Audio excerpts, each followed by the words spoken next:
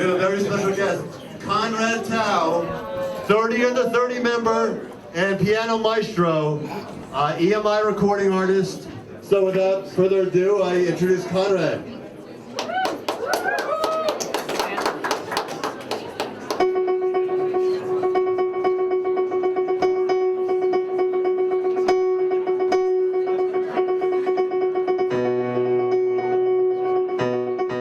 You're a piano virtuoso and composer and multi-talented classical musician. What was your reaction when you saw your name on the 30 under 30 next to pop stars like Justin Bieber and Lady Gaga and Katy Perry? A little bit of shock and disbelief, and of course I found out through other people and other people who had kind of happened upon it, and I was just incredibly surprised and very honored, and not just to be on the list, but to be the only classical artist on that list, and that felt really, really special. You got started really early, right, Conrad? Yep, Tell me a little bit about that. I started playing the piano on my own a little bit before I turned 2, and we had this piano in our house. My older sister was taking lessons at the time, and I just kind of was attracted to the instrument from a very, very, very, very early age. And it all went crazy from there. It started humbly. It started with Mary Had a Little Lamb, and then it spun out of control pretty quickly. All right, into Carnegie Hall and beyond. I mean, tell me about some of the venues you've played. I've had the opportunity to play in all 3 halls, in Carnegie Hall, Weill Hall, Zenkel, and in Stern. And I've also, of course, had the opportunity to travel internationally, and I love traveling internationally to perform for audiences of many different cultures and to just witness how universal music really is, and to, of course, regularly be performing in California, Florida, all around the country as well.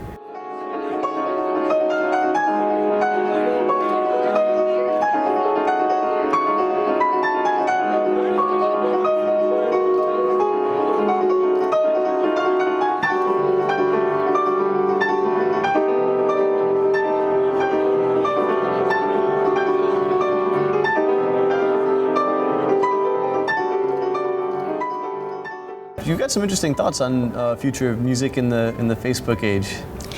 I think it's, I like being a young classical musician. I mean, I've grown up in a digital world. I've grown up in the internet generation, and I think that classical music is viewed by so many people as being this old-fashioned art form. Is something that kind of reached a peak in the 19th century. But I'm a composer, I'm writing music today, and thousands of other composers are still working to push boundaries, and I'm excited. My first commercially available recording is now out as an iTunes exclusive, and I think that that's exciting. I'm reaching an audience that probably doesn't buy CDs anymore or go to concerts. And I think that moving forward, it's important to address the fact that, the internet's making our attention spans a lot shorter, but that's not necessarily a bad thing. I think the art that we're creating, in a sense, reflects that. And I think that classical music, like every other art form, has a role in that new generation.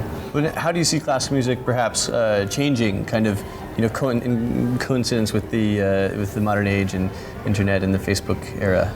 I think classical music will eventually focus on music that's being written today, and new music, just because over time, things change, everything evolves, and classical music is an evolving art form. And obviously, to just glamorize the masters of the past isn't progressive at all. And for me, I see classical music becoming something that doesn't exist so separately from the rest of popular music, which has such a wider fan base, and just seems so much more accessible to people. And that's what I want to do as a young classical musician. I think that's what I have the ability to do that a lot of people who are maybe a generation older than me don't have.